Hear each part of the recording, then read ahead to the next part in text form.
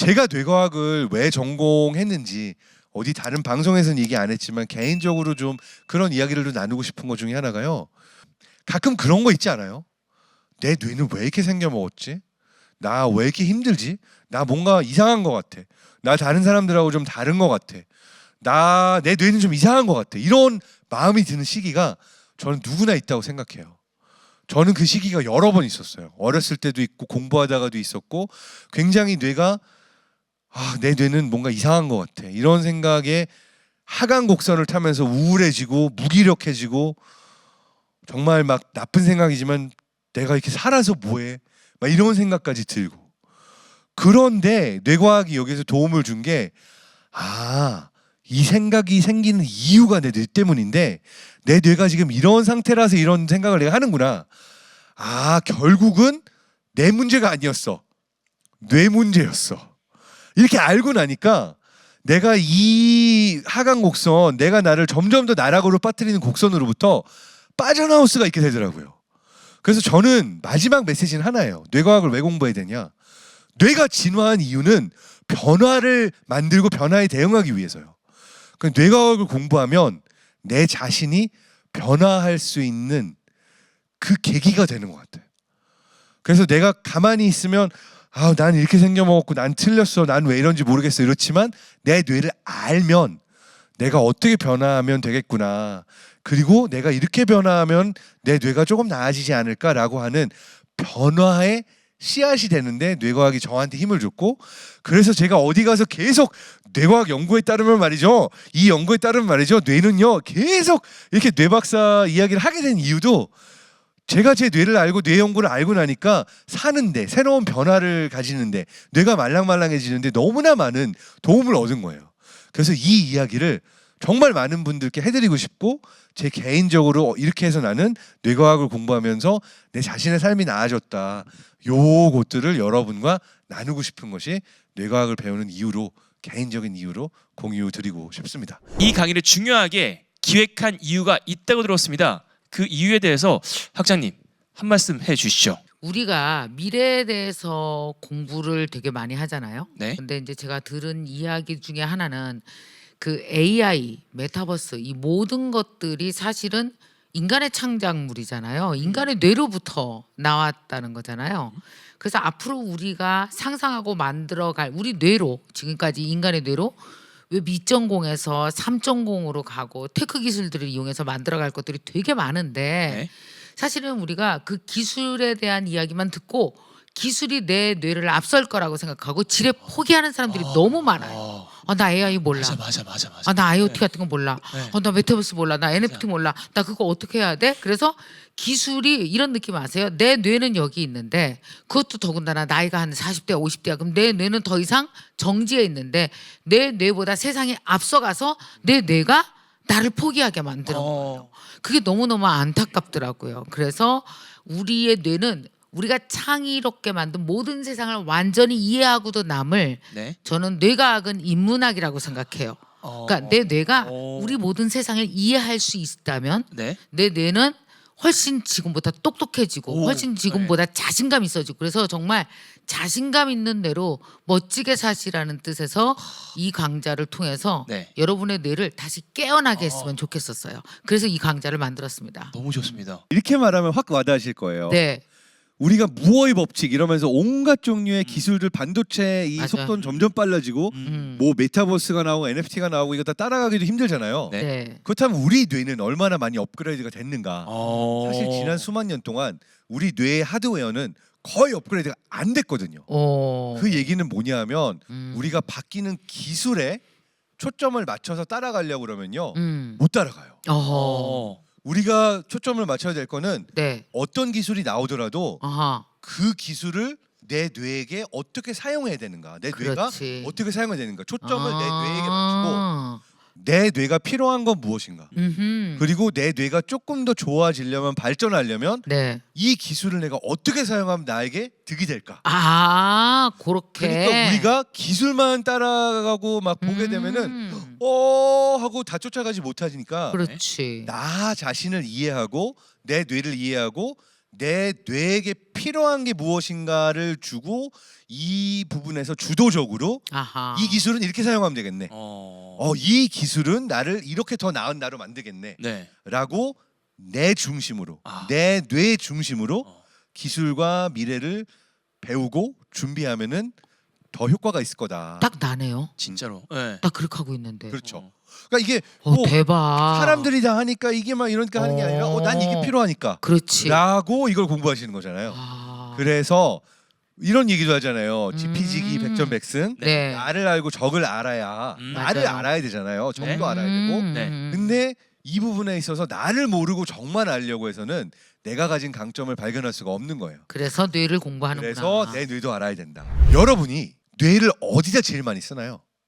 하루 종일 깨있는 동안 뇌를 어디에 제일 많이 쓰나요? 내 생각을 하는데도 쓰지만 대부분은 다른 사람 생각을 하는데 써요. 내가 이걸 하면 다른 사람이 좋아할까? 이걸 하면 좋아요가 늘어날까? 이걸 하면은 우리 아이한테 좋을까? 이걸 하면 내 배우자한테 좋을까? 직장에서 내 인정을 받을까? 사실 거의 모든 생각이 다른 사람이 어떻게 반응할까? 다른 사람이 어떻게 나를 생각할까? 다른 사람의 뇌를 예측하는 데 쓰고 있습니다. 그리고 실제로 우리 뇌가 다른 사람을 짐작하고 다른 사람을 알아내는데 가장 많은 에너지를 쓰도록 진화를 했어요. 이건 좋을 수도 있고 나쁠 수도 있어요.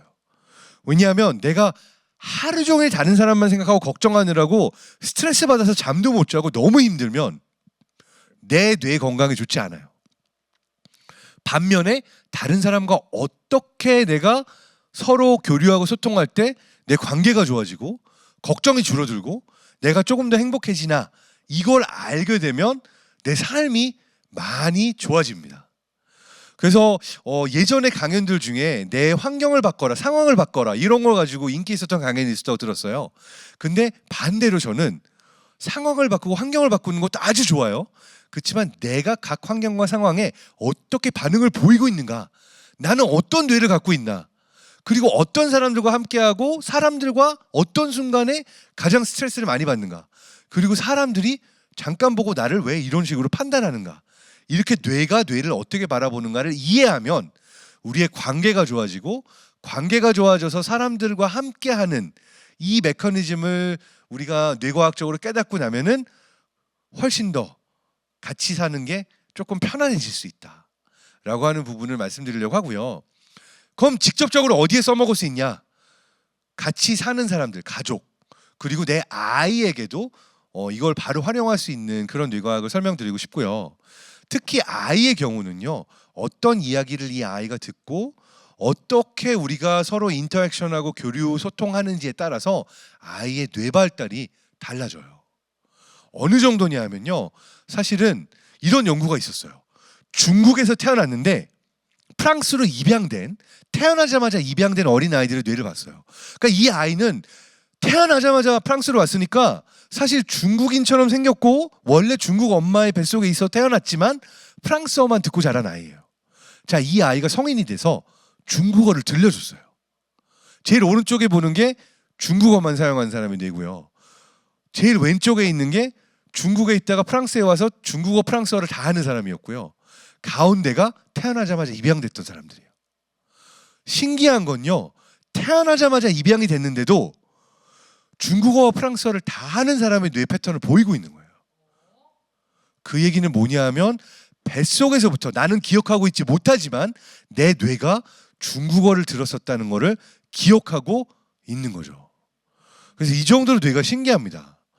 뇌가 아주 어려서부터 세상의 신호들을 어떻게 받아들이고 어떻게 발달해 왔는가, 이게 굉장히 중요한 메시지고요. 이게 이제 어디로 연결이 되냐면은 미국 하버드 대학교의 로젠탈 교수가 이런 실험을 했었어요. 원래 학생들 조교들한테 쥐를 주면서 야, 얘네 되게 똑똑한 쥐니까 실험 잘해봐 라고 한 그룹이 있었고, 얘네 되게 멍청한 쥐야, 뭘 해도 안 되더라, 한번 실험 잘해봐 라고 줬는데 그냥 이 말 한마디로 나중에 실험 결과가 다르게 나온 거예요. 쥐는 랜덤하게 들어갔기 때문에 더 똑똑한 쥐도 아니었고 더 멍청한 쥐도 아니었는데 실험 조교가 이런 기대 효과를 가지고 다르게 대한 거죠. 소중하게 대하거나 막대하거나. 근데 이 차이에 따라서 실제로 학습 효과가 다른 쥐가 나왔고 이거를 쥐만이 아니라 실제로 아이들이 있는 학교 교실에 가서 선생님들하고도 실험했어요. 이 아이들은요 좀 특별히 신경 쓰셔야 돼요. 얘네들은 좀 어려운 아이들이에요. 이렇게 말을 하기도 하고 이 아이들은요 머리가 너무 좋아요. 선생님이 뭘 가르쳐줘도 너무 잘 배울 거예요. 라고 기대치를 다르게 조절했더니 실제로 이 아이들의 한 학기 1년 이후에 퍼포먼스가 달라졌다. 자, 왜 이렇게 됐을까요? 우리 뇌가 어떤 이야기를 듣고 어떻게 상상하고 그리고 어떻게 이 메시지를 누군가한테 전달하느냐에 따라서 우리는 누가 나를 어떻게 대하느냐에 따라서 다른 사람이 돼요. 누가 저를 믿어주고 제 이야기를 들어주려고 하는 분들에게 가서 이야기를 할 때는 저도 재미가 나서 최대한 많은 이야기를 해드리고 싶어요. 근데 네가 뭘 아는데? 아유, 저 뭐 과학 박사 나부랭이 방송에 가서 좀 떠들고 뭐 한다고 하네. 아유, 뭐 이렇게 하는 분들한테 가면은 나도 이렇게 쫄아서 이분들한테 어떤 걸 뭘 말씀드리지라고 하지만 별로 이렇게 좋은 얘기가 잘 안 나오게 돼요. 그래서 결국 내가 어떤 사람이 되는가 그리고 다른 사람이 얼마만큼 내 이야기를 듣고 가져가는가는 서로 간의 상호작용에서 생겨나거든요. 그래서 이것이 또 인공지능보다 기계보다 우리를 낫게 만드는 것 중에 하나라고 할 수 있어요. 자, 아이와의 관계에서 보면요, 아이는 부모 따라하잖아요. 이게 다 뇌가 배우고 있는 거예요. 근데 알고 보니까 뇌가 보기만 하는 게 아니라 마치 내가 그 표정을 똑같이 지었을 때 뇌가 활성화되는 걸 연습하고 있고요. 실제로 누가 나한테 화내잖아요. 이렇게 인상 쓰면은 여기 근육이 나도 찌푸려져요. 그리고 누가 진짜 이랬는데 내가 좋아하는 사람이 반응을 보이면 나도 모르게 표정이 비슷해져요. 그런 형태로 우리는 서로 싱크가 되고 있거든요. 그래서 이거는 지난번에도 말씀드리고 제가 자주 이야기하는 거지만 우리는 멀리 떨어져 있지만 같은 생각을 하고 공감하는 순간 뇌가 비슷한 뇌파로 뉴럴 커플링이 일어나서 싱크가 되고요. 지금 이 MKYU 이 수업을 듣고 계시는 여러분도 열심히 들으면서 이 뇌를 싱크시키고 있는 동안에 그럼 어떤 일이 일어나냐? 선생님과 학생 사이에도 뉴럴 커플링이 일어나고요. 저기 보시는 노란색이 뇌가 똑같은 패턴으로 싱크된 걸 보여줘요. 학생과 선생님 사이에 저렇게 뇌 전체가 비슷하게 가는 거예요. 자, 여러분은 지금 모두 다 김미경 학장님의 뇌를 따라하고 있어요. 닮아가고 있어요. 그런 영향을 받는 거죠. 그래서 우리가 어떻게 다른 사람으로부터 영향을 받는가, 다른 사람을 어떠한 형태로 어떤 잣대로 평가하는가 이걸 알게 되면 내 뇌가 더 잘 배우게 할 수도 있고요. 그리고 내 뇌가 상처받는 거, 내가 다른 사람의 평가로부터 막 힘들어하는 거 이걸로부터 벗어날 수가 있어요. 그리고 추가로 이걸 알아야 되는 이유는 인간의 관계조차도 알고리즘이 또 맺어주려고 하고 있어요. 누가 내 친구가 되고 내가 어떤 수업을 들을지 누구와 만나게 될지 이것까지 알고리즘이 엮어주려고 하고 있고 지금은 우리가 수업을 온라인으로도 하고 있기 때문에 그렇다면 이런 영향은 어떤 게 있을까? 코로나19 이후에 재택 근무를 하고 아이들이 원격으로 수업을 받았을 때 그럼 뇌는 정보를 다르게 접했을까? 이것도 궁금하지 않으세요?